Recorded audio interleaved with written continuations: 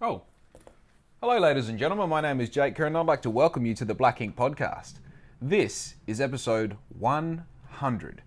And I thought for episode 100, it's such a fitting episode to do a little bit of reflection, to look back and see exactly what this podcast is all about, what BLXCK INK is all about, and to give you a little bit of transparency about what's been going on these past 2 years it's been now.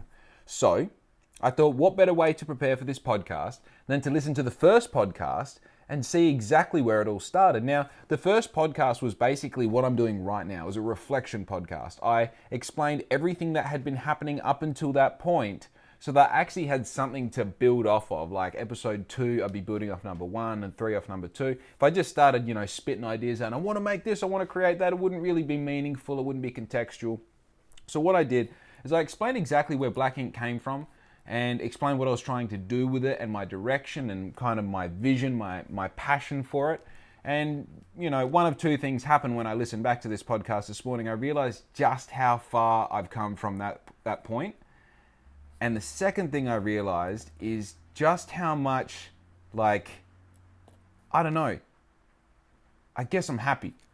When I say how far I've come, it's not that how many things I've done, it's how much I've progressed and how much I've learned. It was really interesting listening to that podcast, listening to yourself from, that was a year and 4 months or a year and 3 months ago. Listen to the perspective that I had and the values that I was portraying in what I was saying and the kind of direction and the vision that I had for the future and exactly how that panned out.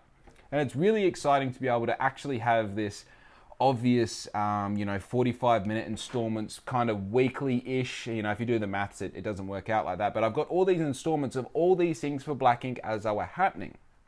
And now I've got the opportunity to share with you exactly everything that's happened. So let's jump right into it. Now, I'm just going to cover real quick. If you're an avid watcher of the podcast, so if you're watching this on YouTube right now, you may notice that the background has changed. I'm not going to get into it. I moved the camera. I'm at my desk now rather than at the bar. Why did I do this? So I could be more comfortable and I had an easier time telling you everything that I want to tell you. I'm not worried about sitting up straight and making sure that I'm not slumping or doing these ones and that.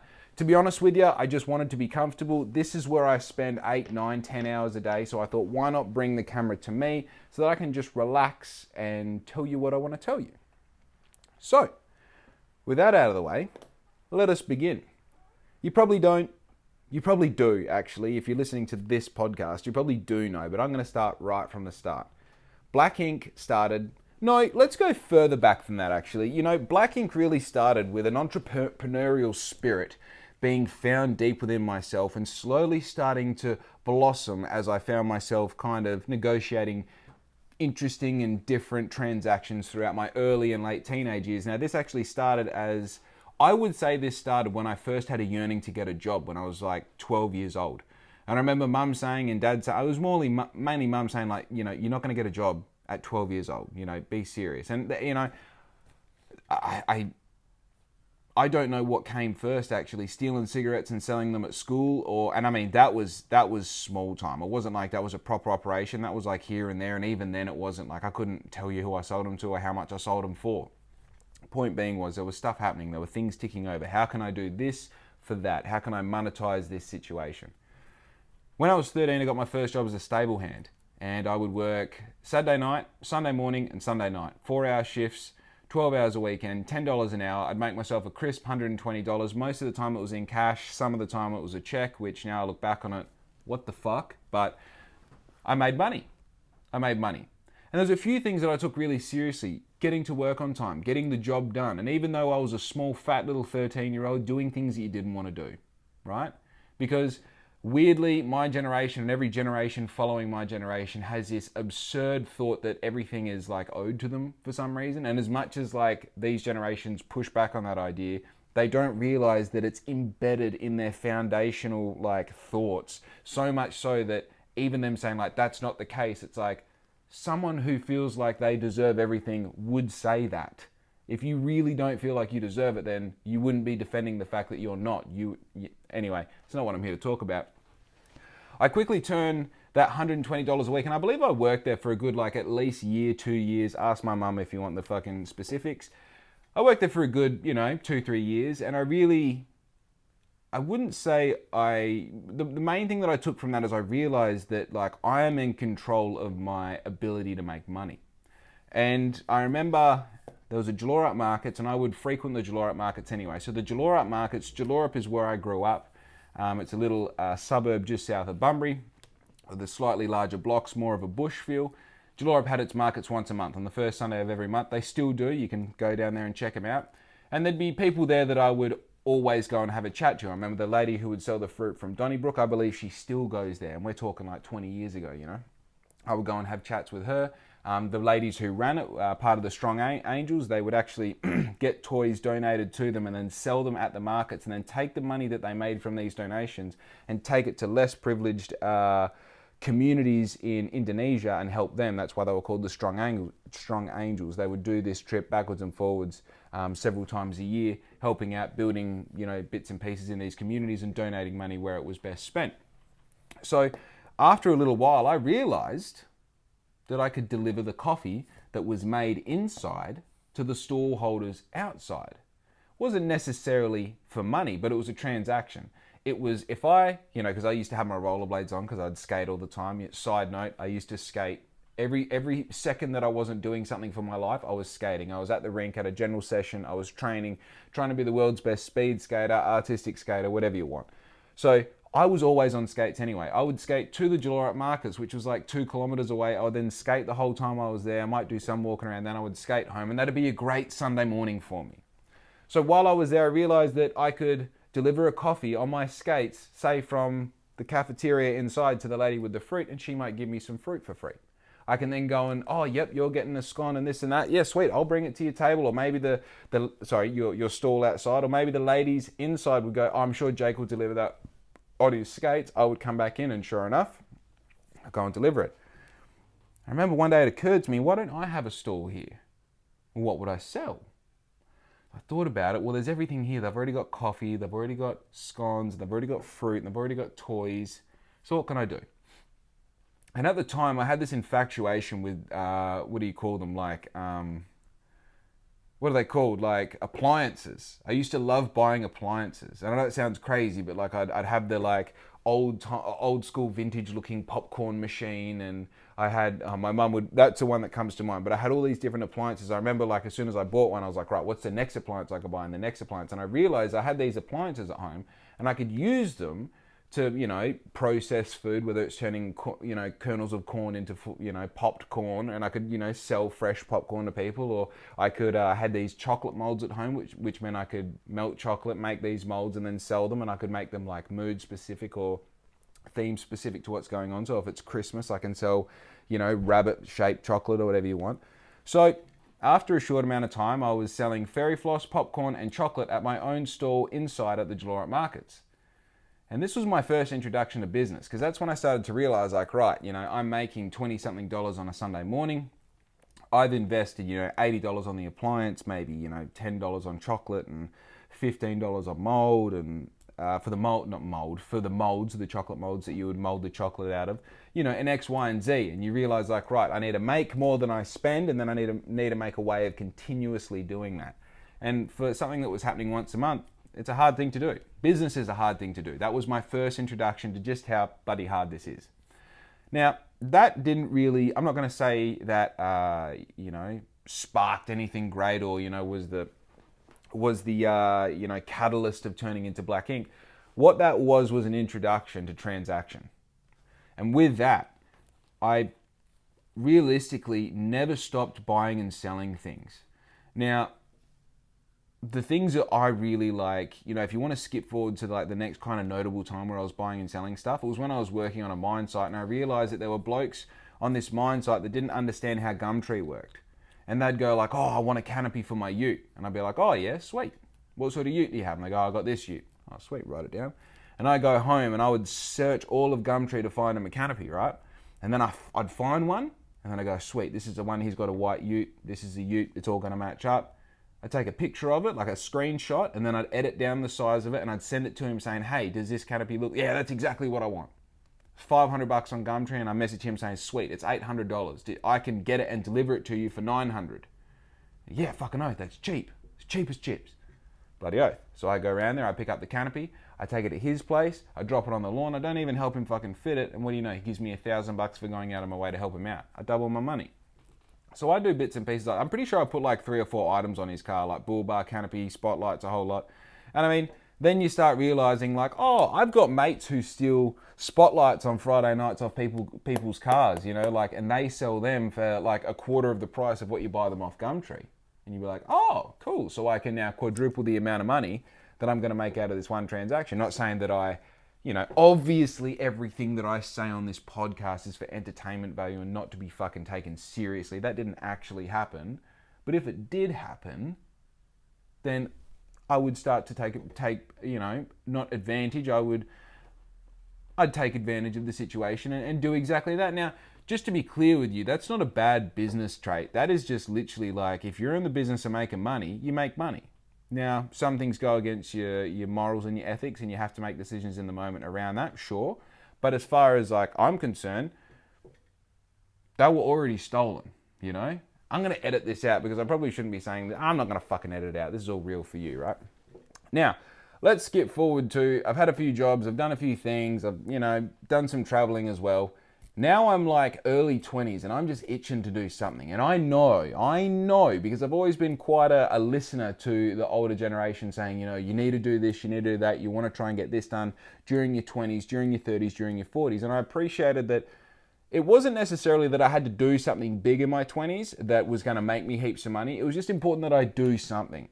It was just important that I make a decision and that I try something, because this is the time of your life that you can stuff up and you can recover, and it doesn't really hurt you that much.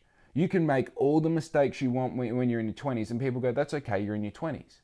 So, I bought a house, bought a business, I was with my first ever girlfriend. I was having fun. It was all good. And to be honest with you, now I look back at the due diligence that I did looking before I bought that business, and I mean, what can I say? I was an idiot, I remember like doing basic maths and being like, oh, this doesn't make enough money to do what I need it to do. But, I have faith in my ability to create wealth, so I'm going to go ahead and do it. And I remember Dad saying like, have you looked at the books? Do you understand what's going on? I'm like, yeah, of course. Dude, I was 20 something, Like my brain was still a very soft jelly that couldn't form full ideas. But I said, yeah, why not? Go for it.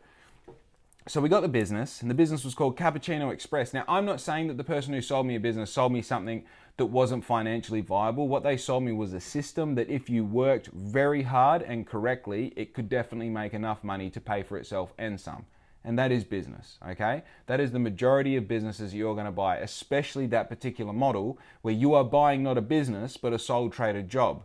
Now, the difference between the two is if you've got a business, and you don't go to work for a couple of days and it keeps generating money, that's a business. If you've got a business, where you hold the ABN and you're a sole trader and all the rest, but then you fall sick and it ceases to operate for the time that you're sick, you don't have a business. You just own the job that you have, okay? That's a very important distinction to have, because a lot of people like to say that they've got a business and their business stops operating as soon as they do. Now, there's no one better than the other. I'm just saying that I would rather have a business that continues to make money without me, that I can, benefit off at the end of the day. Now, that particular business there, the coffee van model, unless you've got 10 of them and you're paying 10 people to run them and all 10 of them are running really well, most likely is you've got yourself a job that you own. And that's exactly what I had. And realistically, the opinion that I have and my ability to defend it comes from the fact that I spent 4 years having that sort of business. I understood that there is no sick days, that there is no excuses. If you don't go to work, you don't get the money, you don't live, right? So, I bought this business, Cappuccino Express, and I very, very quickly realized a few things. First one is, a franchise is a fucking joke.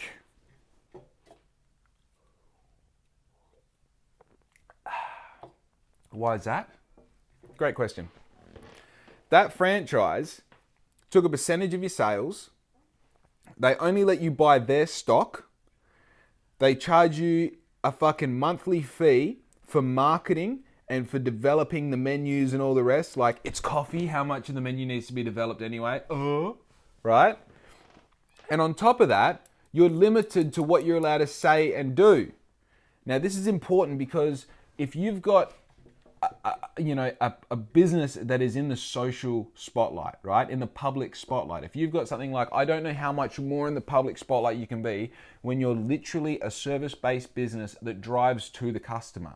Not only are you at their business displaying everything, but you're in traffic every day. You're trying to market your service so more people know about it so you can get to them. So your overall image is super important. Now, the problem is we're going back 6, 7, 8 years ago now. So let's go back about 12 years. That's when coffee vans started becoming really fun and hot, and everybody wanted to do it, and everybody wanted to have their coffee van. Everybody wanted to have a little story about the person who makes their coffee. I don't know why this was the case. It just became something that was very fashionable. And I very quickly realized that I had a crappy colored ute that had the most standard name for operation as far as delivering coffee is concerned. Cappuccino Express. Dude. That's like asking a room full of like year sevens, like, oh, if I had a coffee van, what would you call it? That'd be the best name they would come up with. I thought to myself, how do I get out of this situation? Because I'm being done over. And dude, this is the thing. Like, as I said, this is all for entertainment purposes. I don't actually have anything against Cappuccino Express, But I will say this. I learned that they were overcharging me on the coffee, on the cups, on the transport, on everything. Right? And then on top of that, they want me to declare how much money I'm making off these overcharged assets, not assets, resources, and then taking their percentage of that as well. I mean, this is the thing. They know if you buy 5 kilos worth of beans that you've made roughly this amount of coffees, which means you're making this roughly this amount of money, which means you owe us roughly this amount. So then you start getting into the thing of like, oh, do I buy some beans over here and sell them so they don't know? And X, Y, and Z got too hard. I realized that I needed to go independent. And the lucky thing about this whole situation is a clause of buying that business meant that I didn't take on the 3 or 4 year term that I didn't start a brand new 3 or 4 year term. I think it's a 4 year term with the franchise. I actually just got to complete the final year of the term that was outstanding with the previous owner. So basically, she had done 3 years. There was a year left, so I bought it with the understanding that I only had that year, which meant one thing. I had a year to figure out that I was being stung. I also had a year to figure out what I was going to do. And come D-Day, I got rid of them. I don't think I even informed them. I just didn't, they sent me the stuff saying like, hey, you ready to sign your next 4 year contract? I just ghosted them, and to this day, I haven't heard anything. So, fingers crossed, it's just all good, I guess. Anyway, so I thought to myself, what do I name this business? What do I call it that has, I don't know, maybe a little bit to do with coffee, maybe nothing to do with coffee? Maybe we just call it something so that it has no clear definition as to what it is, what it's meant to be, what it delivers, who its audience is, nothing. And that way we have complete freedom to do whatever we want, right? Right. So I sat down one night with a group of friends around a dinner table, and I think, they're all a bit creative, these people. I think everyone was kind of doing their own thing, It wasn't like we're all focused around what I was doing. And I remember I was drawing things on a piece of paper, and I was using a black pen. And I just, I thought, what's actually in front of me? Stop worrying about what you think you know and worry about what's actually here. I was like, black ink, black ink, black ink, black ink. And it made no sense. And that's what I liked about it. It was so organic. It was so real. I so didn't try to get there. It was so just like blatant. I was like, oh, that's the answer. Let's fucking do it. The next thought I had was like black ink. I know saying this out loud before I say it that this is a bloody stretch, but hear me because I'm being honest when I say this. Am I going to face some sort of racial problem in the future, calling something black anything? Or, what am I meant to do here? Well, put an X instead of the A. That way it could be anything. It could be block ink, blick ink, black ink. What's the other vowels? Not important. So that also, and also tying to the fact that my name has been JXKEKXRR on Instagram forever. So I thought, well, I'm already in the Xing. At the time, there were some people, the cooler people in my fucking circle of people were putting X's in their name on Instagram, and they still are, but hey, so am I. So I thought, the X in the A for black ink is actually kind of cool. And it was only maybe a month or 2 months or 3 months earlier that I got this tattoo on the side of my head, which is of a mandala. And I actually had that mandala. I remember my tattooist had sent me a picture, and because she lived in Melbourne and I lived in Bunbury, obviously, and she came over for the Perth tattoo convention where I got that tattoo and the tattoo on the back of my neck of a tiger, which is actually from the 30 Seconds to Mars album cover. Anyway, super cringe. But she sent me a picture of this mandala. She's like, what do you think of this? I was like, I love it. That picture stayed in my phone, and I remember saying to my mate, like, because we were coming up with all these, like, you know, Black Ink was the name, and we are trying to create some sort of symbolism around coffee. And I remember just being like, all the coffee beans and the group handles and the coffee machine, you know, silhouette. I was like, this has all been done before. I don't like any of it. Let's stay far away from coffee. Let's just make it anything. So at the time, he was like my North Star as far as like using Illustrator and Photoshop was all concerned. And I sent him, you know, the mandala, and I can't even tell you between there and the logo that he came up with. I just remember watching him create this logo come together. And like, little did I know at the time that this logo was going to be recreated thousands of times. This logo was going to be put on t-shirts, on jumpers, on stickers. People are literally going to get this logo tattooed onto them. Like, the future for this tattoo, for this logo, was so crazily in-depth and exciting. But at that moment, I was just like watching this thing kind of come together. And like, to be very honest with you, as a side note, as a creator, as a designer myself, I don't try and connect with a logo until it's already connected with other people. Sometimes I look at things and, like, you know, some things are going to slap straight away. This logo on the back of my laptop just here, that's going to be on t-shirts soon. It's going to do really well. I know that. I just have a feeling about that. You just know that, right? I was looking at this logo and I was thinking, you know, I don't know if this has what it takes, but this is also the first time I'd ever tried to create a logo. And to be honest with you, like, I don't know whether it's just a my generation thing or like kids of now, like, everyone thinks that they can start up a brand, and, you know, the most important thing is a logo and the name. And to be honest with you, if the product is good, you can call it like fucking Hitler's G-string and it'll work. You know, Hitler's G-string will work as a brand of anything if the product is good. So realistically, the logo on that didn't matter. But I remember being like watching this thing come together on his computer and just being like, fuck, this is amazing. Like, it's got my mandala in it, but it's not obviously me trying to flex on everyone. It's just a cool thing that looks good. And if you squint your eyes and kind of look at like, you can see behind me here, just there, that structure of that logo, how it does that is very similar to the bar and shield logo of Harley Davidson, which is a logo that I have obsessed over my whole life because I've grown up around Harleys. So whether there was, and I didn't realize that until later on, whether there was some sort of subconscious agreement where I'm like, this works, this looks good, it's got the mandala in it, fucking go for it, we're home run, you know? Regardless, I left that night with a name and a logo. How exciting. We got the van. We ripped all we didn't even rip all the paint off. We just put a wrap over the top of it. I got the Boston Body spray painted gloss black, and then the rest of the van, like all the doors of the Boston Body, the cab of the ute itself, I got all of that wrapped in matte black. And then I had white vinyl put over the top of that matte black with all my sign writing. So blackink.com down the bottom of the door, which, side note, I didn't even have a website. I just put blackink.com down the bottom of the car because I wanted it to look cool, right? I then put my logo on the bonnet. I put logos on the side of the ute. I put, you know, coffee, munchies, my contact number, the Facebook, the Instagram page, and voila. I've got a new coffee van, and it's called Black Ink. I go down to the local coffee people, to the coffee shop, and I say, not the coffee shop where you buy cups of coffee, the coffee shop where you buy coffee machines and coffee beans. And I said, look, I think I already had this established, actually. I said, look, I'm going to, and like, this is a regular thing, just so you know, for coffee vans and for cafes and stuff. You never own your machine. You can own your machine, but most of the time what will happen is a business or a company will say, like, even Coca-Cola offered this to me. They come along and say, look, if you buy 5 kilos of beans a week off us for a term of, you know, like 12 months or 24 months, we're happy to give you a machine, do all the servicing, do all the upkeep, make sure it all operates properly. If you have any problems, you call us. If the beans are off, you call us. So basically what it means is they get security that they're selling a certain amount of beans a week or a month or a year, and in return you got security that you're going to have a machine that works day in, day out. So I said to the guys that, I think it was Helen Hester down at Bunbury Coffee Machines or Bunbury Coffee Services, whatever it's called, and just said, hey, this is what I want to do. And she said, pick any machine you want, pick any bean you want. We'll even make a blend for you and call it the Black Ink blend, whatever you want to do. I just want to help you out. And that she did. She looked after me for the following 3 years. Now, Black Ink turned into a little bit of a...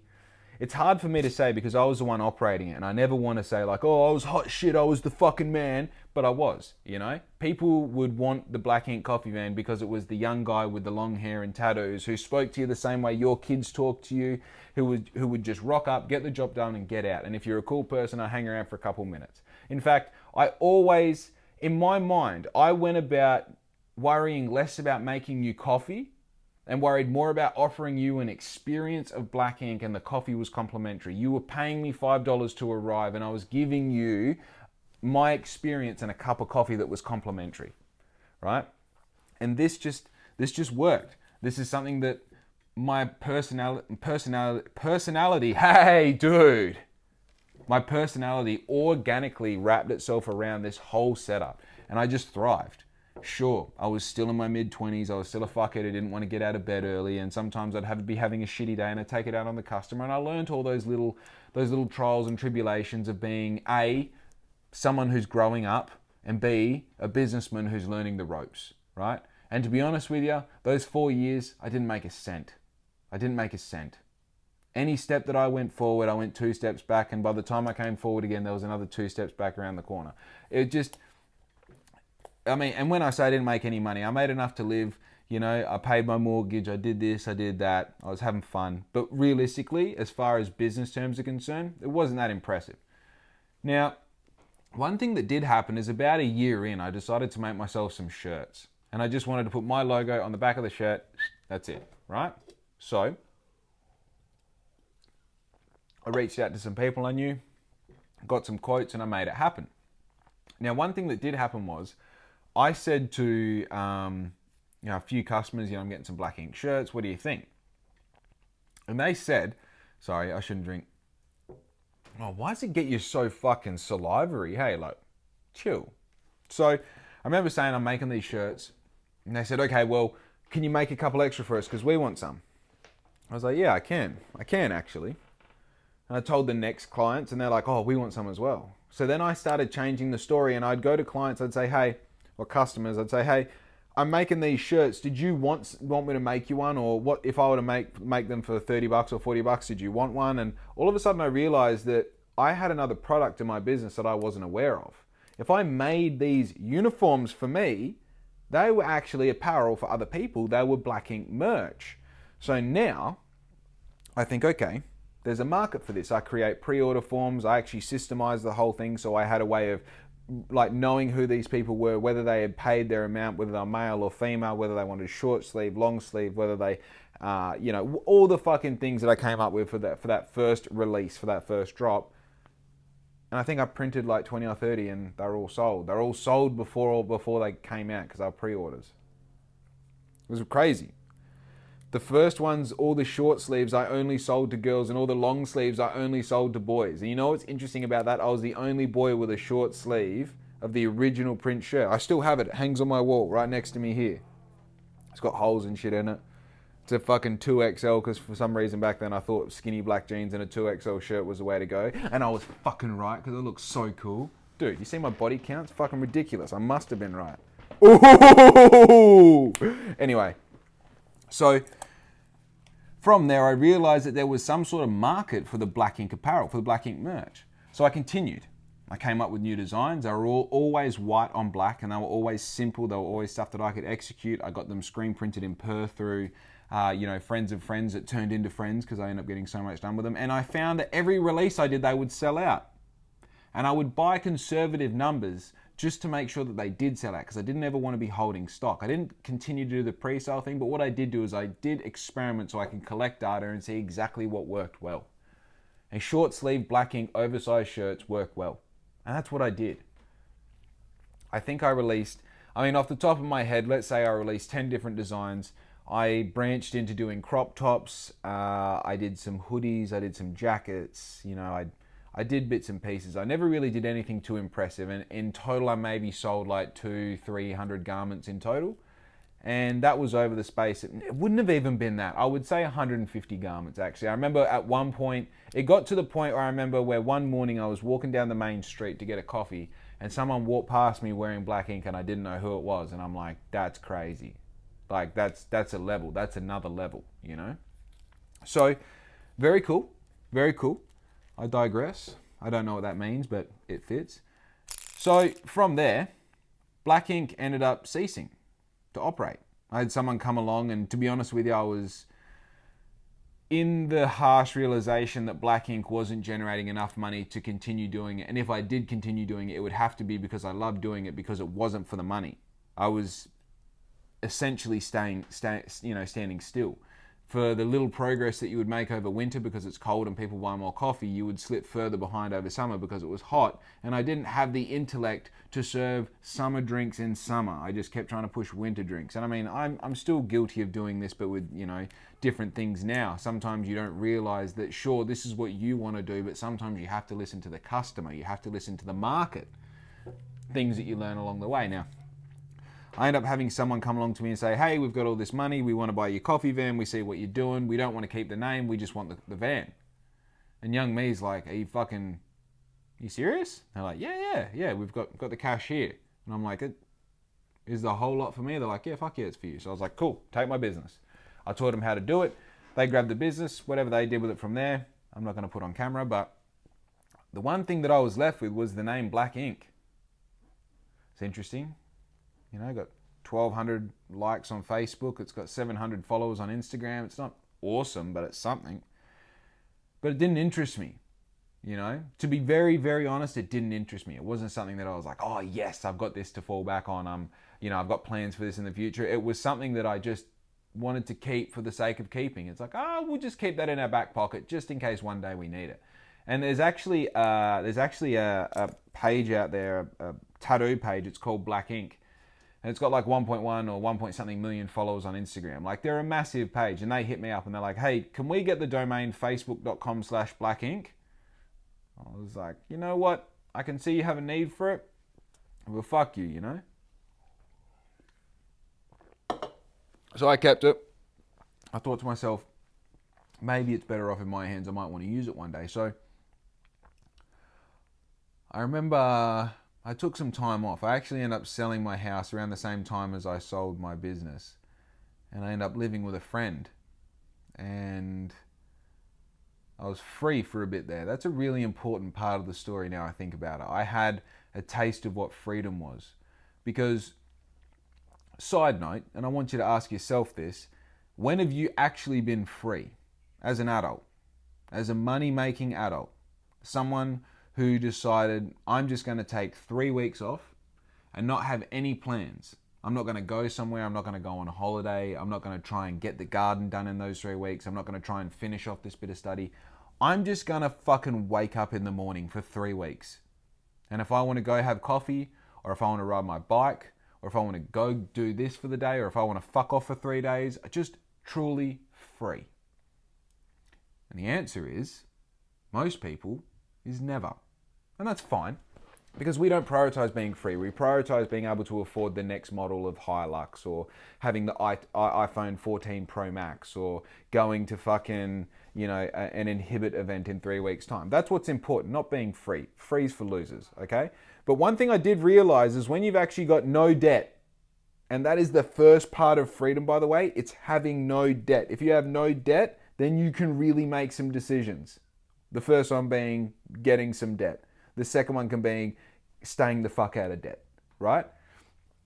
One thing I learned when I had that money in my account, and what actually happened when I got that money, I paid my business off, and I paid off any debt that I had owing. So after that transaction, I owned my Harley, the house was completely paid out, everything was hunky-dory, and I had probably 8 grand to my name, right? So I really mean it when I say the business didn't make that much money. Like, after 4 years of operation, I got essentially like a Harley and some cash out of it and didn't owe anyone any money, which to me was the ultimate win. Because you got to think, I'm in my mid-20s by this point, and most of my friends are just for the first time getting themselves in debt. Now, my house cost me $300,000. The houses everyone's buying now are $500,000.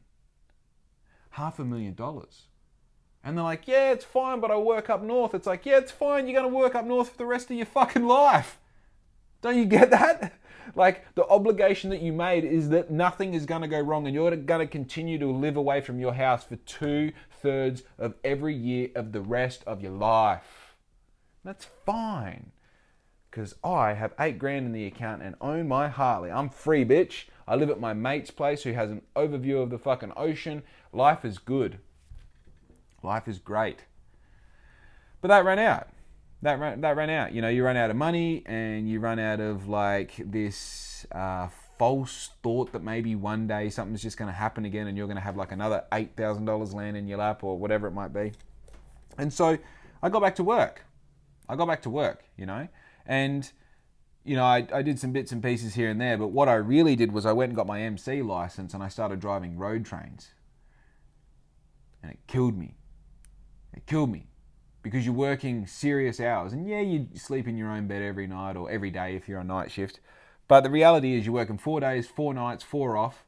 The shifts are 12 hours at a time. And besides the, you know, sitting around the crib room pulling yourself for an hour a day, whether it's, you know, your pre-start or your lunch or your knock-off, you're spending 11 hours by yourself. And at a very primary basis, you are moving sand from one point to another. And you can decorate it however you want, but when you boil it down, when you reduce it down to its finest element, you are transporting dirt from here to there. And that's heartbreaking, especially when you just had a taste at freedom, and especially when before that, you were like the culture corner, you know? Everyone was happy to see me when I rocked up. Not because I was me, it was because I had caffeine. Because I was their legal drug dealer, rocking up 5 minutes late just to keep them in anticipation. The doors would open up and the smell of caffeine would flood into their workshop, and they'd walk up to me stoked to have their 15-minute break or 10-minute break from the monotonous bullshit of whatever their job is that they do every day, and spend it with the tattooed guy who has artificial lawn on the inside of his coffee van for some reason, for no reason, just to have it, right? And then you get a year into driving trucks, and you get 2 years into driving trucks, and you realize like, oh, this doesn't change. Those long-term goals that you've got of impressing the fucking employees that have been here for 20 years, they don't care about you. They're just further in the depression that you're finding yourself in right now, right? And look, this whole topic, I talk about it like I'm walking around on broken eggshells. You know why? Because the reality is most people who are listening to this, most people who are in their normal everyday life are in this situation, probably not to this extent, but in some sort of relative situation to what I'm talking about. It's doing something that you don't really like doing, but you're caught in an endless stream of the snake eating its tail of going, yeah, well, I want to afford this, so I've got to keep doing my job. Yeah, well, I made this decision to get this mortgage, so I have to keep this income. Sure, I don't exactly like the people that I work with or the duties that I've got, or maybe I don't even do the thing that I got into this industry to do, but I'll get to do it maybe one day if I keep playing my cards right. That feeling was so terrifying to me because not only do I see it in people that I look up to, I see it somewhat in my parents, but I especially saw it in the people that I was working with. I could see in their eyes the young version of them that had the thoughts that I was having, and it scared the fuck out of me that I was going to end up like that. So I was in a position where I could make a good amount of money. I was in a position where I realized I can actually reduce and minimize my outgoings by such a substantial amount that it actually made the total sum of money that I was making a year preposterous. I realized that I can save 20 grand in like fucking 3 months very easily. And all I had to do was stop bullshitting. All I had to do was stop buying nonsense. All it meant was that every time you go out, you don't need to have a coffee.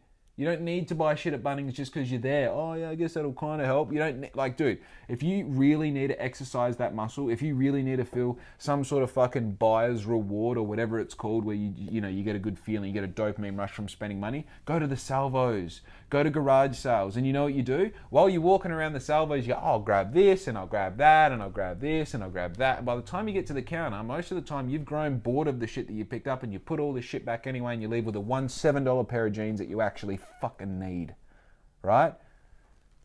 And that's what I did. I got everything I needed from the salvos, and you realize what you really need. You know how you realize what you really need? is next time you say to yourself, like, oh, I need a new pair of shoes, go to the shop and just go, I'm going to go one more revolution without these shoes. So let's say you go to Universal store, you're going to buy yourself a new pair of size 13 Vans, big dick, big shoes. And you think, you know what, I'm just going to wait until the next time I'm at Eaton Fair and get these Vans. I'm going to see if I can last, that might be a week away or 10 days away. I'm going to see if I can last 10 days. And then you get there like 2 weeks later and you're like, oh fuck, it's been like 2 weeks since I was last here. Wait, what the fuck? My shoes still work. No, I needed new shoes 2 weeks ago. But if I needed new shoes 2 weeks ago and I didn't get them then, and I'm here now wearing the same shoes and they still work, does that mean I can do it for another 2 weeks? Wait. Does that mean I can maybe do it for like another 6 weeks or another 6 months? And you know what the answer is? Fucking hell yeah, dude. I wear these shoes everywhere. Everywhere. Dude, do you understand what that means? You don't need 5 pairs of shoes. You don't even really need 3 pairs of shoes. You just need 1 pair of shoes. And you can wear the fuck out of them. And guess what? If you tie it into your identity that you're the guy who wears Vans everywhere, then you've got a reason to make them look even older, right? See, this is all just mind games we're playing with ourselves now. And I realized, shit, if that's how I feel about shoes, what else am I wasting money on? And you look around and you go, oh, everything in my life has a price tag attached to it.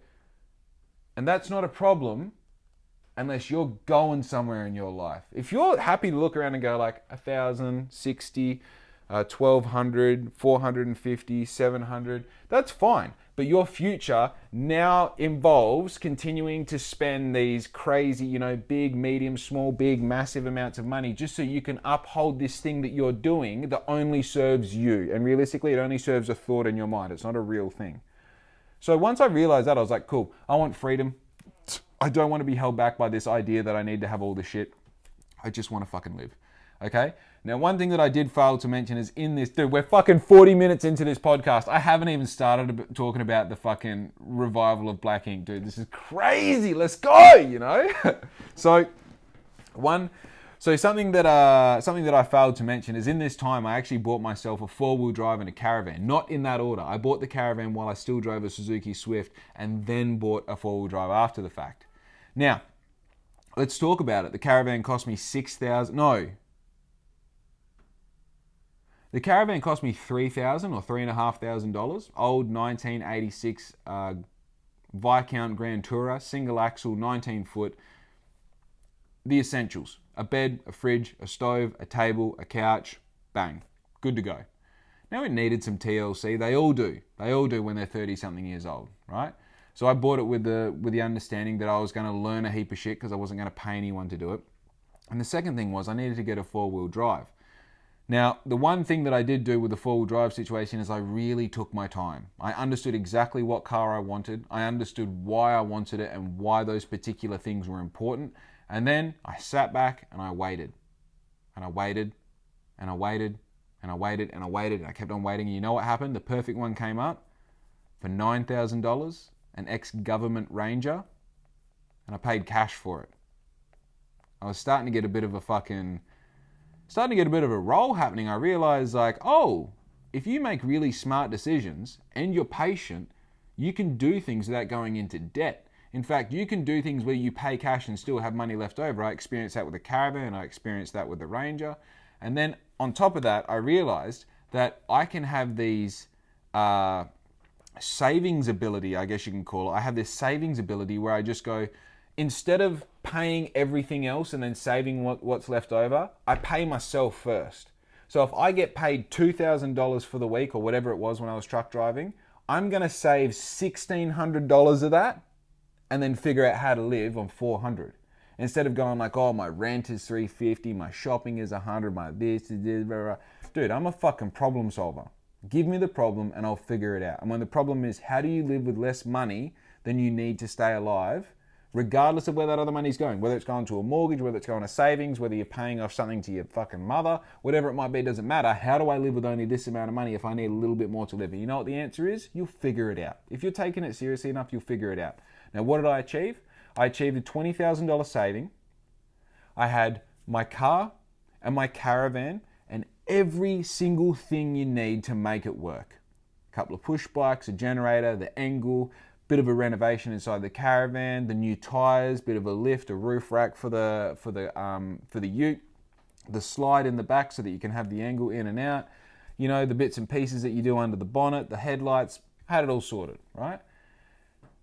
And I remember the timeline is very easy, okay? I was booked to finish working on, I actually had $20,000 saved and I had probably about $5,000 in cash. And I was booked to finish work on like February 14th or something, 2020. And Dad and I were going on a trip to, what do you call it? Victoria and back on the Harleys. And then when I came back, we were going to go start living in the caravan. And when we got to Victoria, that's when COVID started. And I remember when we first started heading back to WA, everyone was like, everywhere you go, steal toilet paper, because when you get home, there's going to be no toilet paper. And this is when it all started. And we got home, and we were living in the caravan at Dad's house. And, you know, we were looking for something. And I remember, because the plan was to go, to be free, and now all of a sudden we had this COVID thing where we can't even leave our fucking postcode. And it was terrible, you know? I remember thinking like, damn, I put all this effort into freedom, and the idea was going to live on the road. Going to get a dog, you know? It's going to be a nomad. And I remember Dad saying to me, like, it's not that easy, dude. Like, you're going to run out of money. You have to think about this. $20,000 is not a lot of money. I know it seems like a lot of money, but $20,000, you're going to motor through that super quick. And Riz had her savings as well, but you're going to go through that so fucking quick. I remember being like, Dad, I don't know what I'm going to do, but I have to do this, because if I keep doing what I'm doing, I will fucking shoot myself. I cannot end up an old truck driver, because that is not a valuable life in my eyes. And it's a hard conversation to have with your old man when he's telling you, like, dude, really think about what you're doing. It's like, I appreciate that you love me and I appreciate you want the best for me, but you have to appreciate that even if this is going to my demise, I have to do it, because if I don't do this, I'll hate myself for it. I've just gone past my mid-20s. By this point, I'm 26 or something. Well, let's figure it out. It's 2020. Oh, fuck, man, I shouldn't put myself in this position. I'm 30 this year, so I'm 27 when this conversation happened. And I remember doing the maths and like realizing, you know, if we stay in caravan parks, if we pay for our fuel, working out on fuck all per day for food, we're going to run out of money fairly quickly. And now we can't even leave the postcode. What's the point? I came across this ad on Gumtree, and this lady had this, what would you call it, like groundskeeper position for someone who was willing to tend over 5 acres of land that had this, that, and the other on it, had a house that needed renovating. She wasn't going to live there for 6 months. And it was in Mandurah, which meant that we could actually get there without crossing over the halfway mark that had a police checkpoint to make sure you had your documentation to, hey, by the way, hey, is that not fucking living in a communist country when you have to like show your documentation to get to the next city? Okay. So we go up, we meet her, shake hands, it's all good. And yeah, we end up... Oh, dude, I forgot to mention, I bought a boat as well. I bought myself a little plastic boat because my friend at the time had one of these spindrift boats. I was like, these are awesome. They're a one-man operation. They're so small, you don't even need a skipper's ticket to operate it. They're too small, you don't need to register it. And the outboard on the back is so small, you don't need a skipper's ticket to operate it. It's a fucking cheat code for boating, right? So, a week later, we're living up in Mandurah in our caravan.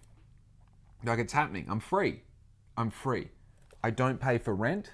I don't pay for electricity. I don't pay for water. I've got money in my account. I don't have an income stream. But the point is, I wake up in this caravan next to the woman that I love, and I'm free. And even if I don't get it for the rest of my life, even if it only lasts 2 months or 3 months, I fucking got it. I got it in my 20s, you know? Most people don't try and make that happen early because they think it's going to happen late, and they end up with fucking pancreatic cancer and die, right? At least I got that in my 20s. We move forward, and I get to a point where I think I spent like 10 grand of my money. And we're having fun, you know, dude. Like, we got Louis, We got Louis, we were getting coffee every day, we were going on drives, we go on adventures, we do whatever you could do in COVID times, you know. We fell further in love with each other. We made the most of the beautiful weather and the beautiful environment. I remember thinking like, fuck man, if this keeps going, I'm gonna have to drive trucks soon. And, you know, there's a discussion of whether we make Mandurah our new home, whether we try and get to Perth, whether we try and get the fuck out of WA, whether we go back to Bunbury, what's it look like? I remember thinking like, nah, it's got to, no, I don't want it, like, I just got out of the system. I don't want to get back into it, you know? Like, I'm really passionate about that. So I Googled how to make money online. And then I end up on YouTube. Then I watch some YouTube videos because I got all the time in the world. This is the thing. You don't realize because you haven't been free yet, right? Let's pretend that's the case. Let's pretend I'm right and you haven't been free yet. You don't realize that you just wake up and you said your prayers, you know, you've done your thing, had some coffee, maybe had some morning sex. How to make money online. And you're watching stuff on YouTube and you watch it for 3 hours because you got nowhere to be and nothing to do. And if you figure this out, shit, you might not even have to go back to work. And I learned about drop shipping. Now I'm going to cut out about an hour of explanation about what happened between here and there. Basically what I did was I figured out that you can buy things from China, you can make a website, you can promote that website using free social media and also paid marketing within that social media if you wanted to, and you can make a massive markup from products that you've imported from China, have them and hold them and sell them as you go.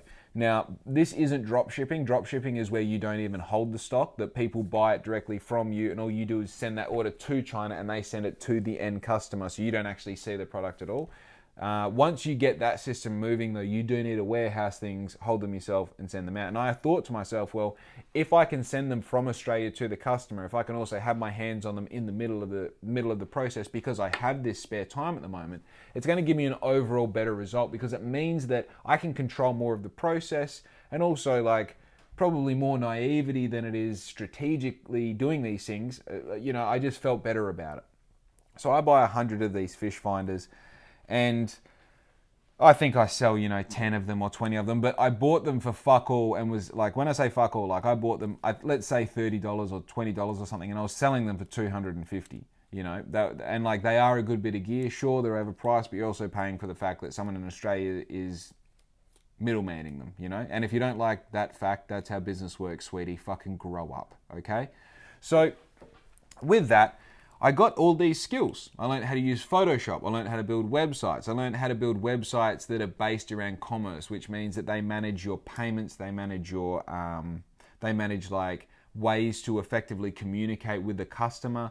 They have simple web flows so that, you can basically automate processes to make buying for people, for the customers easier. And I was like, oh, okay, so now I know how to do this, this, and this. How does this apply? How can I actually monetize this in more ways than one? And then I had businesses approach me. And this is just through talking with people, going and having meetings and coffees and introducing yourself and putting your best foot forward. I talk to people, oh, hey, can you make a website for us? 100% I can. Oh, can you make this product for us? Yeah, sure. Oh, can you do that? Yeah, fucking oath. And all of a sudden, I was making money from these skills that I taught myself off YouTube. And it was only like $400 for a website and, like contracting $150 to come up with a design that I didn't even make. I got someone else to make and then I just forwarded. I was the middleman of the design, but they were paying for my ability and my time to track down the right person, to have that conversation, to speak broken English with them for fucking 3 days backwards and forwards and then get the thing in return. And that got it ticking over. And I get this call one day from Brody Cassidy.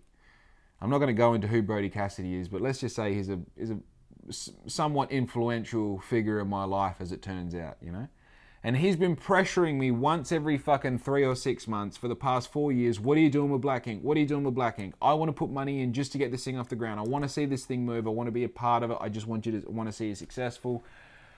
Rah, rah, rah, rah, rah. And he called me one day and he's like, bro, what the fuck are you doing with Black Ink? And I was like, man, you got to, actually, you might have given me an idea here, man. He's like, what do you think? And I'm like, I just realized I know how to make websites and create graphics and how to monetize things and how to properly dude, I know how to run Black Ink better than it's ever run before. Like, dude, I can make a full Black Ink web. Bro, I've got to fucking go. And I did that. I made a website. I got straight back on Instagram and I started promoting the fuck out of it because I've learned how to promote products. I've learned how to promote a brand. I've learned how to build awareness and how to build character around a brand. That's exactly what I did. I look back at those posts and what I was making and the website as it was in its initial stages, and it's fucking atrocious. But the point is, that's where this started. I realized that I had these bloody fish finders sitting around, which, for the sake of the conversation, yeah, very good. But what these fish finders had taught me were the steps that I needed to implement into Black Ink to make it something. And all of a sudden, holding onto that Facebook page, holding onto that Instagram page, holding onto the name in general, and also keeping all of the kind of dead stock that I had, which was a few tees here and there. Some of them were blank. Actually, no, I gave away all of my blank tees to another friend who was starting a clothing business. Remember that. That's going to come back. So then I got to this like crazy point where like I said to Riz, I'm like, I'm going to fully get back into Black Ink. And at this point, don't forget, like Riz didn't even know me when I was in my like heyday of Black Ink, where I used to be able to just walk into Fitzy's like I was fucking God. And 80% of the people in there knew me and would come up and buy me drinks and this and that because of Black. I'm not saying because of Black Ink. Dude, I was a fucking celebrity. You know what I mean? Hey, I'm born for it. Rock star. That's why I got the long hair and big... Anyway, so I made the decision to give 50% of my attention to the fishing business, to Here Fishy, which is what it was called, the fish finders, and I wanted to give 50% to Black Ink. And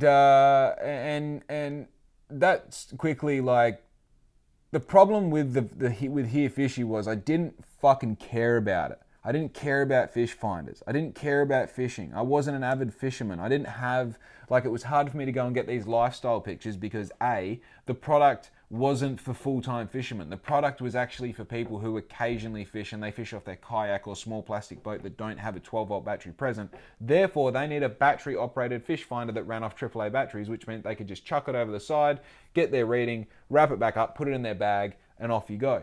Now, if you don't know, a normal fish finder is actually hardwired into a 12-volt battery, the same sort of battery that you have in your car or motorbike or boat, because normally that battery is also used to start the boat, to power lights, to power your radio and all the rest. But if you're on a kayak, you don't have these needs for power, so therefore you don't have a battery on board, therefore you can't run a fish finder. So while the fish finder was a great utility for my small plastic boat that I would load on and off the roof every time I wanted to go fishing or do whatever, I enjoyed recreationally taking the boat out now and then, and I enjoy casting a line and having fun. I don't like the smell of fucking fish bait, dude. I'm not about that. I don't like getting my nose and my ears burnt. Like, honestly, I'm going out first thing in the morning to go for a cruise, smell the two-stroke coming out of my outboard, and just take in the fresh air and put the boat back in my car, hoping to not look like I have no idea what I'm doing. That's what I really enjoy doing, and thus, collecting the content for this business was really hard, but collecting content for Black Ink was exciting. It was exciting. It wasn't even that I was going to sell t-shirts, it's that I was back in the game. It's the, how do I make this graphic on this shirt look the absolute best? How do I angle this so that I can promote this in the best light? And that very quickly had me thinking, how do I make this my full-time thing? And the question, once you ask yourself a question like that, like, how do I do this forever? How do I do this forever? The only thing that's akin to that is when you're in your honeymoon phase of like, you know, when you first meet someone and you're fucking and you're having fun and you can't think about anything else and you're taking off work just to spend more time with them and you want to spend all your money on them and you just want to go down on them for hours, that sort of thing. Like it's like akin to that, right? It's akin to that. It's like this activity, this potential source of income is so fucking enthralling to me that I want to figure out how to do it forever. And once you make that decision, dude, shit's easy. Because your mission just became that. Everything that you do in life can reflect that decision. Everything that you do in life can reflect that decision. And I didn't know it at the time, but my brain had already made up its mind that that's what I wanted to do. My character, me, Jake, just had to catch up to my brain. And that's what happened. Very quickly and with no notice, I pretty much just said, like, Here Fishy is very cool, but I don't care about it. It's making me just enough money to justify continue doing it, but realistically, play this out, best case scenario, end up with a fucking multi-million-dollar fishing business, like, who cares? Like, I don't like fishing. In fact, I feel terrible when I pull a fish out of its fucking atmosphere with a hook jagged in the side of its mouth and it's looking at me gasping for air the same way I would if I was underwater and it had me.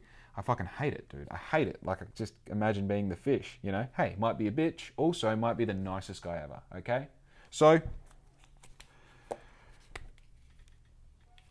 the black ink train had started and I was very quickly running out of money and I was doing things the most expensive way you can possibly imagine. What I was doing was I was getting these t-shirts made by the printbar.com.au, which is a business that, or maybe a company that runs out of Queensland. And basically you can go on there and say, here's my graphic, and you go on their digital designer, you design it all up in their like mock-up guide, and they hold stock of all your shirts, jumpers, every color, every size. So they can basically print that day and have it posted out. You can pay for express and you can sell it. So what I would do is I would design something. Say I design this logo. I would then go on Photoshop. I'd make a mock-up of what it looks like. I would then put that on my website that I made. I'd say, hey, this is for sale. And then you, the customer, would go, oh, that looks very cool. I'll buy that. That order comes through to me. I then send that order to the print bar. The print bar makes it, they send it to me, and then I send it to you. Okay? Now imagine this. You paid $60 for that shirt and you paid $8 for the postage. Now, let's look at how that money is spent. I then take that $60 and I spend $45 of it ordering the bullshit through these guys in the print bar. Okay? The $8 for shipping was never my money because it cost you $8 for the shipping. It cost me $8 for the shipping, so you don't even count that. So we got that $60. We've now spent $45 on the shirt. We're down to $15. Okay? That $15, I then have to wrap it. I want to give you some sort of additional, like I want to give you a thank you note. The pen costs money. The notes cost money, right? I'm also doing all of this out of either a caravan or I'm like using the shed where I was living. So at the same time, you're like, what the point that I'm making is at the very best, you're making $10 a shirt. And with 700 followers, you're selling 10 shirts, right? So you've got to come up with these designs that are sellable. You've got to sell them without having lifestyle or, promotional pictures. You're selling an offer mock-up. And then once you're doing it, it's so time and energy consuming that by the time it's all said and done, it's not worth it. But I knew that if I just focused on making 1,000 garments and selling 1,000 garments, even if I only made $1 off each of those and figure out how to live, because I already figured out how to live off not enough money before when I was saving to get into this position. So I'm already comfortable with discomfort. I already know that if the money runs out and I've got this mission, it's not a case of like, oh, how do we make it work? It's like, okay, how long can we be uncomfortable for? That's all it is. So I did this. I did it with shirt 1, I did it with shirt 2, I did it with shirt 3, and I remember I got to a point and it was crazy. Like I came in and like I had obviously been, what would you call it? Like communicating my concern that I was getting close to running out of money. And to be honest with you, like I was spending it like I was a businessman, like I spent money so easily back then, where now like I really have to be sure before I even spend money on a coffee. Like I really have to understand the value that I'm getting.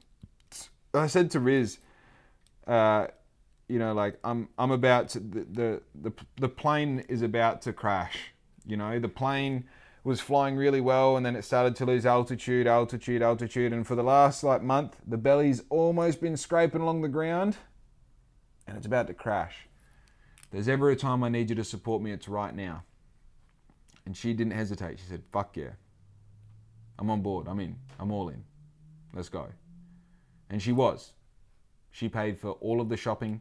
She paid for all of the coffees. She paid for all of the living. Now, admittedly, I didn't let myself have anything. I felt guilty every time I said yes, and seldom did I say yes to anything that was unessential, right? I mean, coffees every day, that is essential in a way, but you understand what I'm saying. So much so that Riz actually ended up working back in Bunbury while we were living in Mandurah, just part-time, a few days a week, so that we had some income. And that money was still keeping us afloat and letting me do the thing. And we got to a certain point, consequently because of I wouldn't say growth of the business, but the growth of the responsibilities around living at the house that I was living at. Some circumstances changed as well. Not the house, the property. Where we were living, some of the circumstances changed there. And obviously the business was starting to get to a point where I was like, oh, okay, it wasn't an everyday job, but there was things that I could be doing for it every day. And in that phase of the business, I mean, realistically, I could have worked harder, but the point was I was sensibly warming up to what it would become. We ended up moving back to Bunbury, and this was great because it meant that I now had a more controlled area where I could manage my orders, where I could do proper releases. I had access to friends who could take photos and be in the photos with me and wear the shirts and help me promote them, and also little things like being able to work with Maddie Blake and doing things at Lost Bills. And just there was more opportunity to make more money, not so that I could live, but so that I could keep Black Ink afloat until it got to a place where it had legs and it could speak for itself. So that move back to Bunbury was kind of like, it was a pinnacle moment in itself, because it was going back to live at home in my caravan to keep this business dream alive, and the whole time, like, I know my dad is shaking his head and looking at the ground every time I walk away. He's like, you're selling fish finders online, you're fucking trying to start a clothing brand, you're doing Black Ink again, didn't that already not work? And as much as he never did this, and I'm not saying this in a negative light, like, I appreciate he's probably thinking, what the fuck, dude? Just go back to driving trucks where you can make you $2,500 a week and everyone's happy and your future is secure, and there's not the looming threat of me having to loan you money, So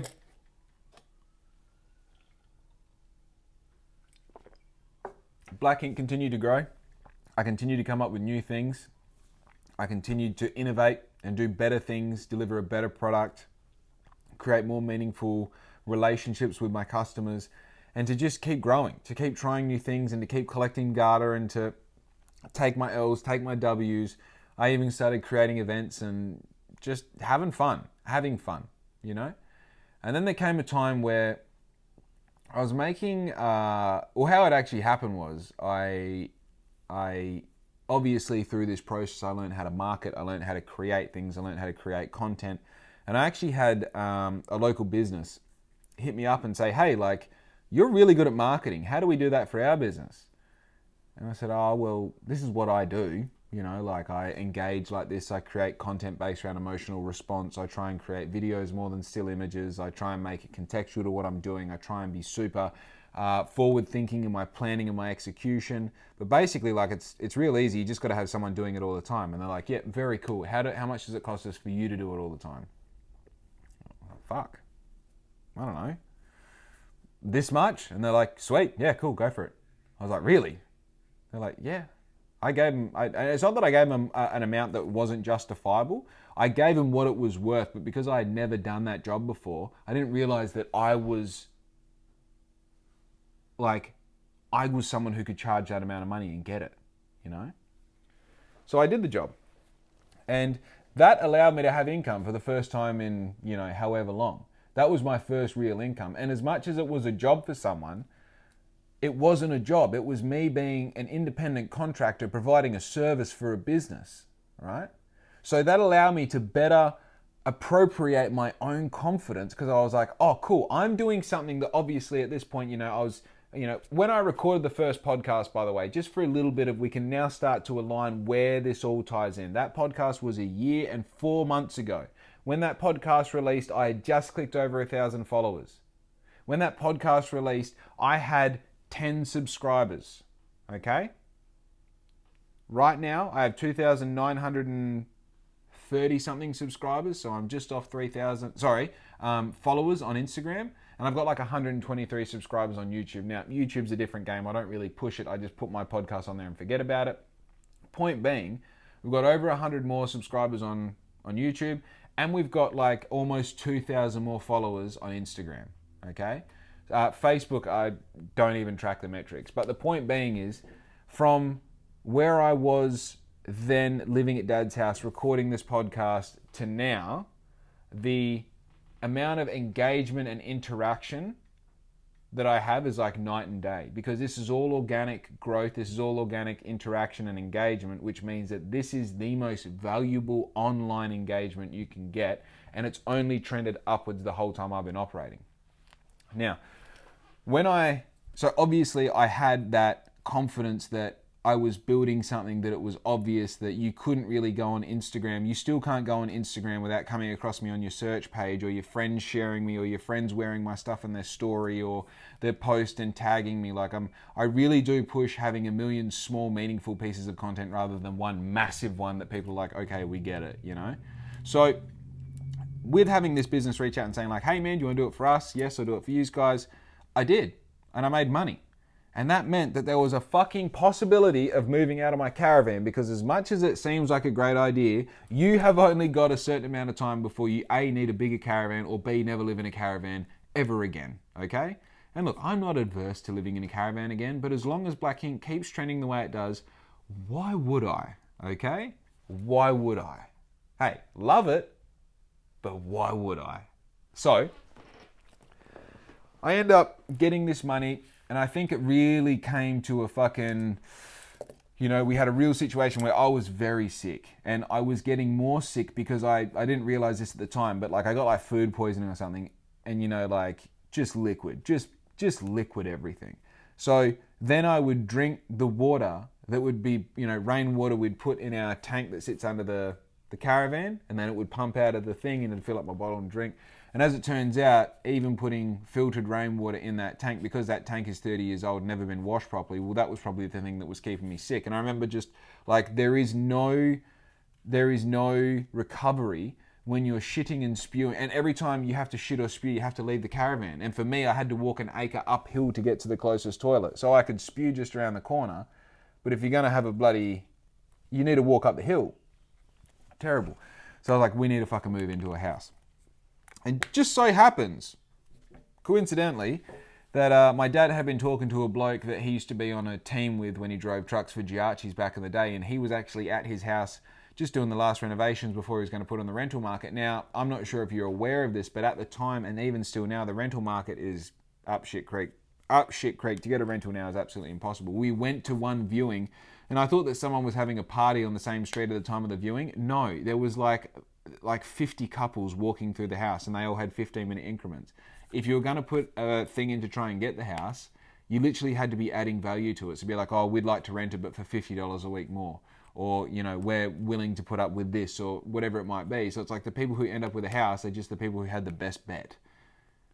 And being in my position, with no financials from the past year, and with someone who's had financials of the past 3 months, we're not getting in anywhere. We offer no security. The only way it could possibly work is if Dad was coming to live with us on the books or something along those lines, and then maybe it might work. So a private rental, if we can come across it, was definitely the move, you know. So Dad said, well, why don't you call Homeboy? And I said, okay, because I knew him. I've drank piss with him before, back when I was younger. When I say drank piss, I've been in the same area as him drinking alcohol, and I had a can as well, so drank piss with him once. So I called him up and said, hey man, like, this is our situation. Where I was like, yeah, sweet, I'd love you to live in my house. Why don't you come around now? I'm here now, painting the wall. And he was painting, because everything that you see is white used to be covered in graffiti, because this was like his bar area. This was originally built as a pre-party room for GTM like 3, 4, 5 years ago, whenever it was. And this was all covered in graffiti. This was a real like hang spot because it's the back of the house. So he was actually just painting the last of the white on the wall over here. We walked in, I'm like, wow, this is totally different from what I remember. He's like, yeah, man, we just renovated everything, finished the kitchen and the bathroom, everything's been freshly painted, the floors have all been da-da-da. I was like, wow, that's cool. So we walk through and I'm like saying to Riz, like, what do you think? And she's like, I think this is pretty cool. And I was like, this is pretty cool. And we moved in a week later. And I mean, damn, where do you even start from there? What it did moving in here, and like when I look at the photos when we first moved in, and I was like, you know, I had a couple tables and nothing, you know. It was kind of funny, but it was one of those things to, oh, bloody fly. He'll come close to us. He's not going away. Brother, I know I just said about the fish hook and the thing in the mouth. I give flies three chances. This dude's already used his first 2 earlier. Let him live another day. Fuck it, man. What would Jesus do, you know? So, From there, I ended up buying the screen printer, which was, like I stumbled into it. What happened was I ended up selling the caravan, obviously. Now, this is the kicker, right? I bought it for $3,000. I probably spent about 10 on it and then sold it for $12,500. $12,500. Oh, sorry, I had to give you the pause so that you could let that sink in that I'm a fucking businessman. You understand? Now, they got every single dollar of $12,500 because obviously, like, I put an Engel upright fridge in it. I replaced the bed. It had like it had a $1,200 bed in there, for fuck's sake. Like I'd redone the flooring. The awning had all been serviced and replaced parts that were all old and shitty. It had truck tires and wheels on it. I had just done the wheel bearings. It had a completely replaced front end on it. I'd changed the back end so you didn't have all the weight at the back where they put the spare tires, which are super heavy, which makes it dry. Anyway, point being was they got all of that plus the COVID tax, $12,500. They're still living in it. God bless them. So, with that in mind, I had this money and I was like, right, how do I best invest this money? Because you can go any direction from there. But the one thing I've got is living frugally under my belt as a skill. It's now something that I've exercised so much that I'm not at all concerned about not spending the money because I've actually become quite good at it. The only difference between that day and the day before was that I actually had $12,500. Now, I think, now that I say 12.5, was it 12.5? Seems like a lot of money, doesn't it? But yeah, I had spent a certain amount of it on something, and then I had, it might have been $6,000 or $6,500. I remember whatever it was like double what I paid for it. And I was just thinking when I said 12.5, wait, did I actually buy it for 6? Whatever it was double what I paid for it. So I think it was, I ended up selling it, no, okay, I sold it for $6,000. I bought it for 3. And I sold it for $6,000 and I charged them 6.5 to deliver it to Albany. That's what it was. Okay, so scrap everything. As I said, it's all for entertainment value. None of this actually happened anyway. Who fucking cares? So I had $6,500. I spent $2,000 of it buying myself a screen printer off Mason Signs. Funny story, I actually used to skate with their boys, Dale and Jeremy Mason. I actually went to World Championships in 2010 in Hadding City in China for speed skating with Jeremy on the team, on the exact same team. So we go a little bit back. But yeah, they sold me the screen printer and I was like, this is amazing.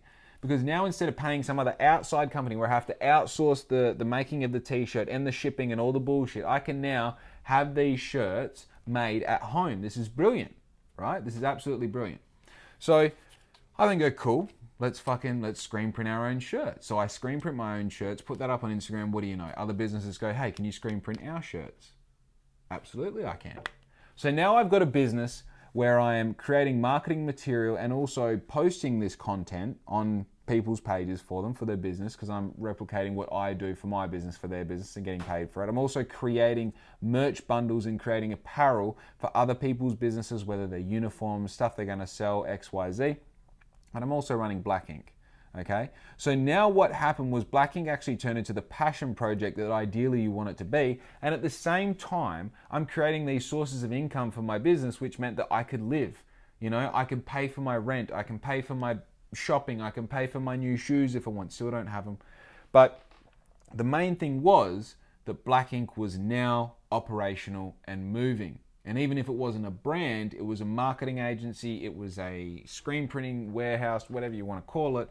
It meant that I could essentially make money with the tools that I have, okay? Now, using all of these assets and moving forward, I would then collect data and knowledge and realize exactly where the money is made, where it's not made, where I'm spending money on things that I don't need, or where I'm wasting time and energy that I could monetize elsewhere, or, better optimize that time to make more money elsewhere. And then moving forward, made small adjustments here and there to what I could to basically make more money. Because I'm not in business to live all right. I'm in business to take over the fucking world, okay? And let me talk about that for just a second, because that's really important, okay? A lot of people, business is very hard. And a lot of people will get into, and it's hard in ways that you can't even imagine. It's hard in ways that your heart is going to be broken in ways that you don't understand. Your heart can be broken. You're going to experience things and have to make decisions that you never thought were part of being in business. That's what business is. That's why when, they say the first 12 months, 90% of businesses fail. And then in the following 12 months, like 95% of the businesses who are left over also fail, which means that you have like a 0.025% of succeeding after 2 years in business. And most of the time succeeding means just reaching zero, just not getting further in debt. It just means that you're not in a position where you have no other options but to close the doors and beg for forgiveness, okay? So by this point, I'm what, let's say a year and a bit in, I don't know what it is, but I'm enough in that I realize like, okay, I've gone from a caravan to a house, and I've gone from getting $10, $15 a shirt to being able to make the shirt for about $15 and keep the rest of it. So I'm like, okay, something's starting to happen here. I'm also being approached by other businesses to replicate what I do in my business for them. So obviously something here is working. Now, if we look at everything that I've got, the reality is 10% of it is meaningful, and 10% of it is worth honing in on and figuring out exactly what that is, and then doing that brilliantly. But it's surrounded by 90% of bullshit, okay? My job moving forward is to figure out what's bullshit and what's worth talking about. Now, just before I get away from this thing about wanting to take over the world, the reason that I say that is that most people get out of those 2 years and their business is working. They're not fucking falling down a sinkhole, disappearing into more and more debt, wondering like, how the fuck are we going to fix this problem? I realized that most people get to that point and they're still surviving after 2 years, and they go, oh God, we're making $100,000 a year for ourselves. Who fucking cares about growing anymore? I don't want any more issues. I just want to stay here. We've got our own business. We don't have a boss. We don't answer to anyone. We get to work with each other. You and your significant other get to see each other all the time. You get to go on holidays every now and then. It's all good. You still got a fucking job though. You're still doing the shit. You're still, repeating the same thing over and over and over. So then it goes, okay, cool. For me, well, let's get there. Let's double it. And then once we've doubled it, we'll double it again. And then once we've doubled that, we'll double it again, right? Because sure, I'm still rocking up to a job every day, but at least I'm getting different results. And at least those results are getting bigger and better every time. And that is the shit that gets my dick hard. That's what I want to show up to work for, right? So now we're living a fulfilling life. We've got purpose. And even if I don't take over the world, even if I only take over this fucking town, that's still better than driving a truck for 12 hours. That's still better than trying to impress people that don't fucking care about you, understand? So I am trying to take over the world. So we got a screen printer and we got people saying like, oh, do this for us. You're so cool, Jake. Jerk me off. Rah, rah, rah. So I do. I jerk some people off, right? In a business sense, not a physical sense, you fucking sicko.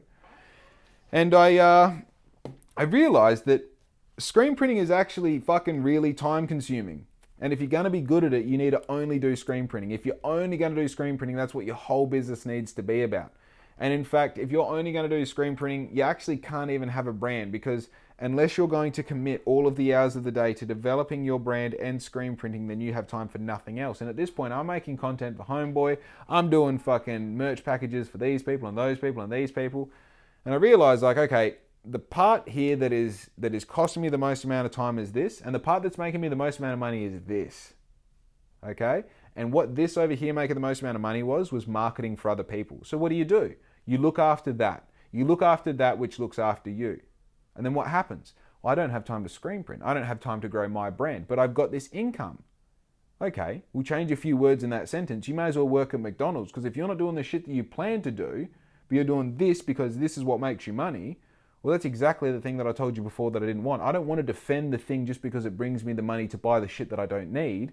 I want to defend the thing that makes me happy, right?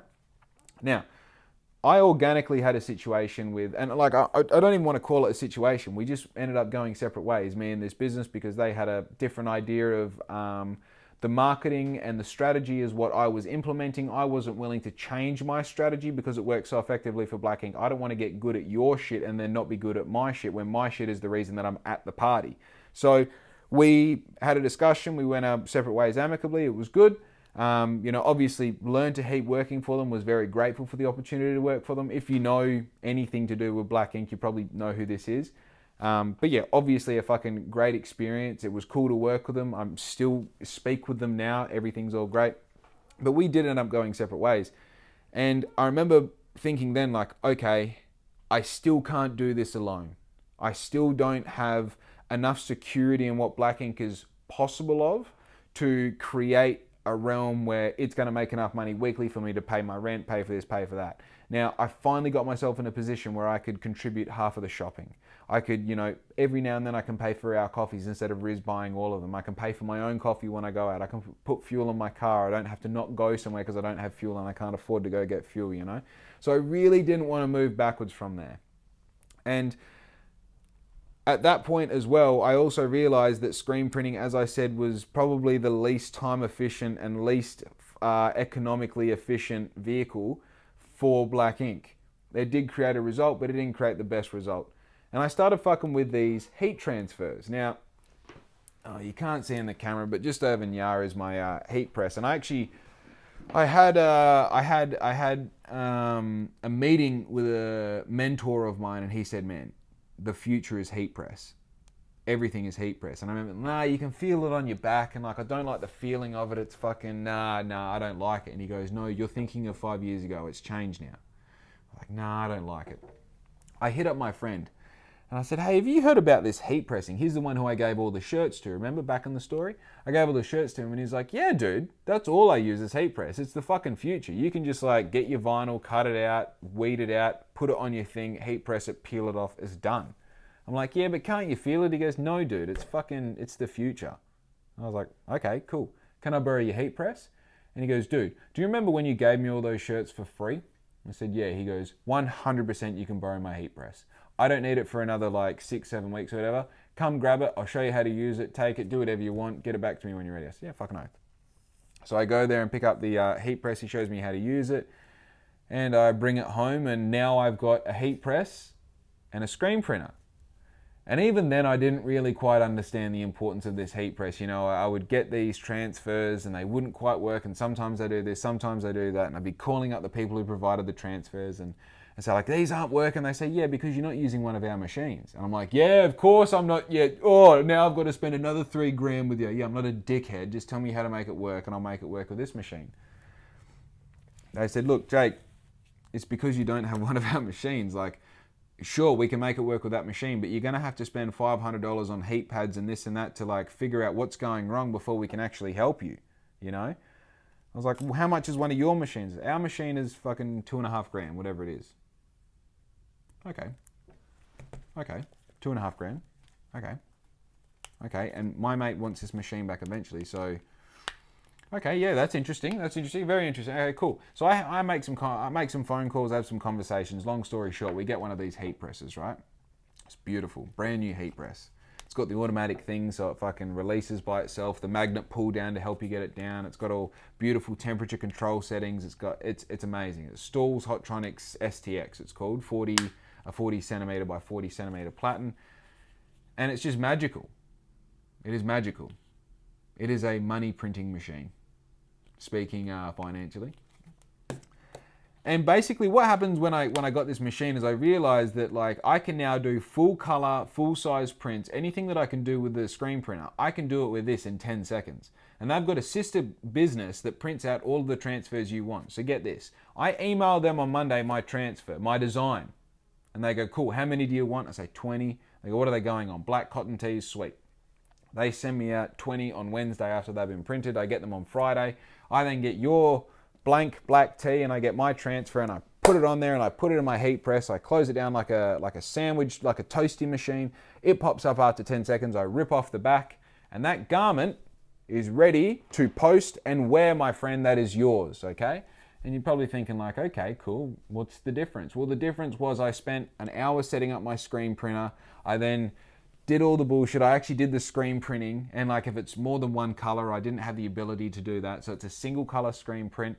I then hope that I fucking lined it all up properly. I then hope that it sets properly and I put enough heat on it and done all the bullshit.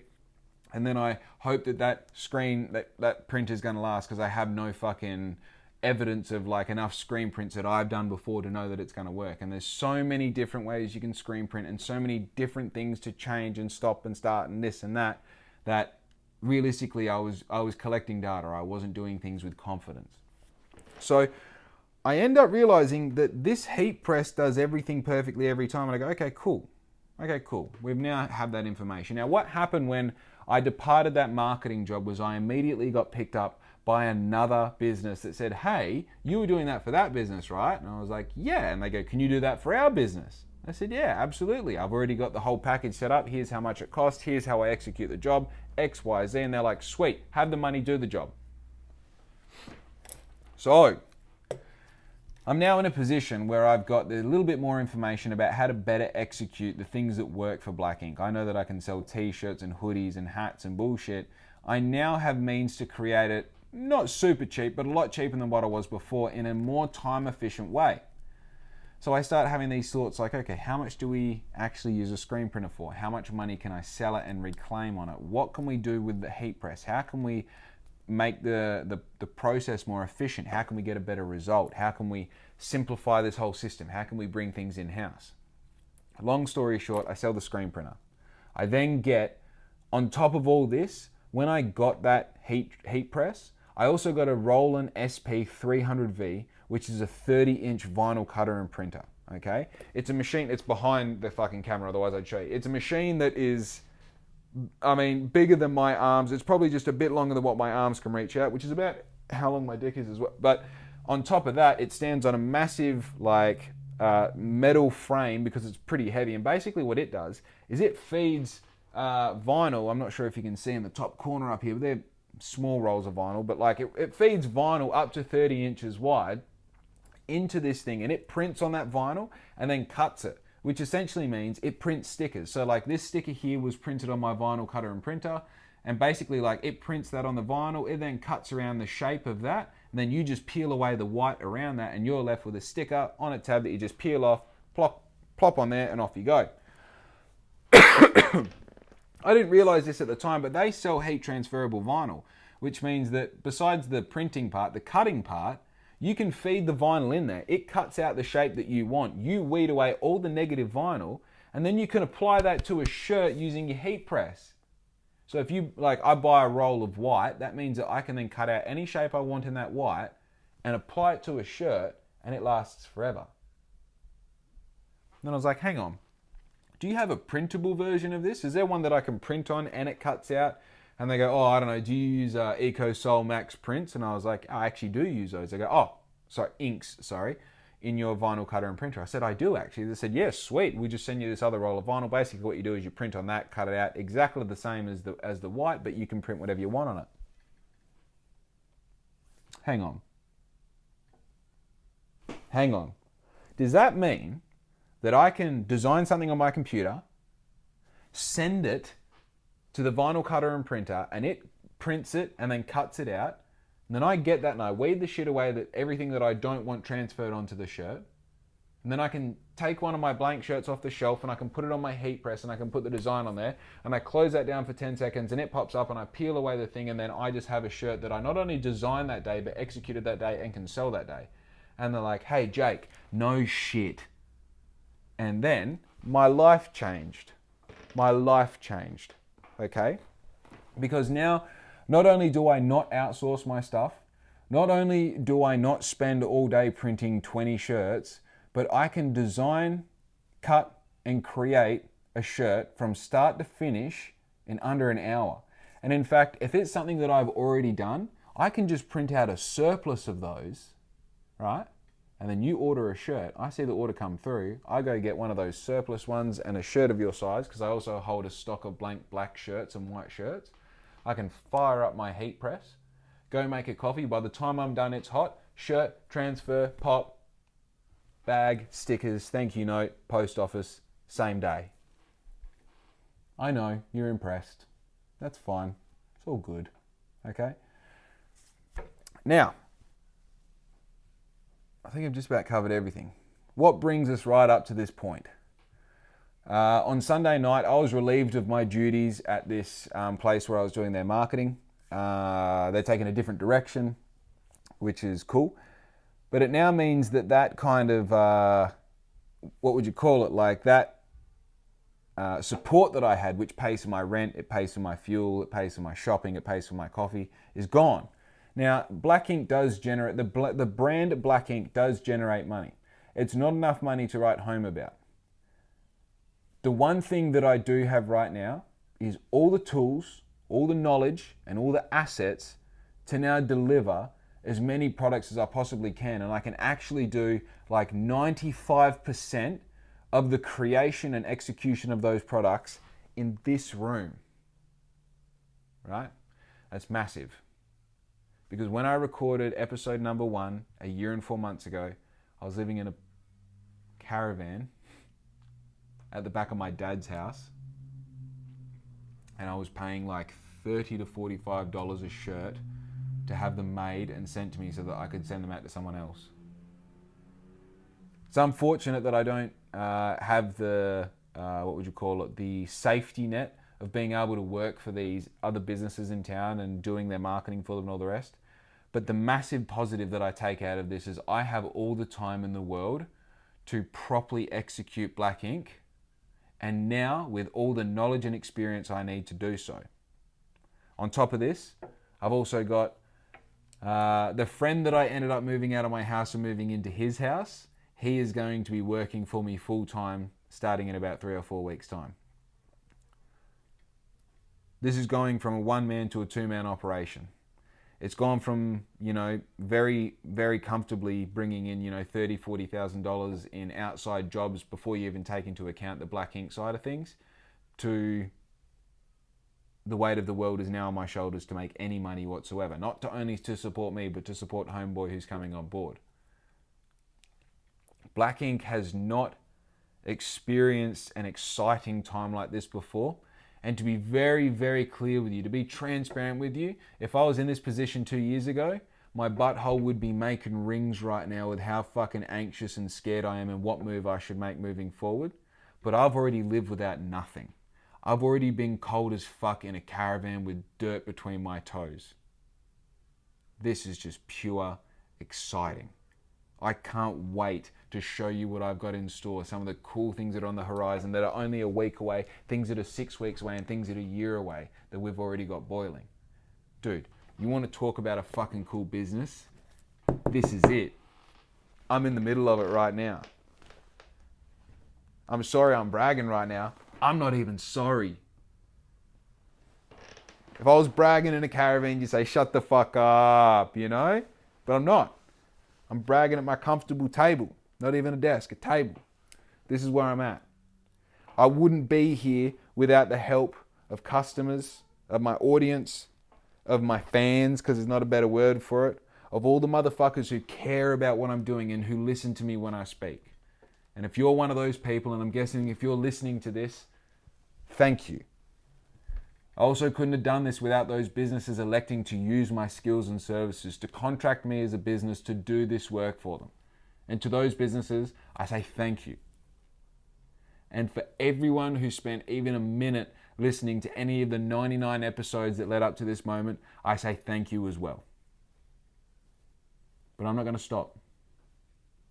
This is just going to be an episode that I listen to when I hit 200 or 300 or 400 or 1,000 episodes in reflection, so that I can tell you where I'm at now when I record them.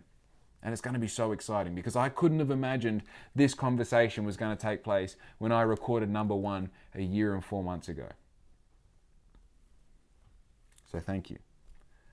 I hope I bring to you the very best possible quality, the most exciting products, and the most invigorating experiences that we can possibly imagine in the future. I'm excited for what this is going to turn into. And I'm excited for everything that's already happened. So again, thank you. Be good to your mum. Because I'm fucking out. Yo!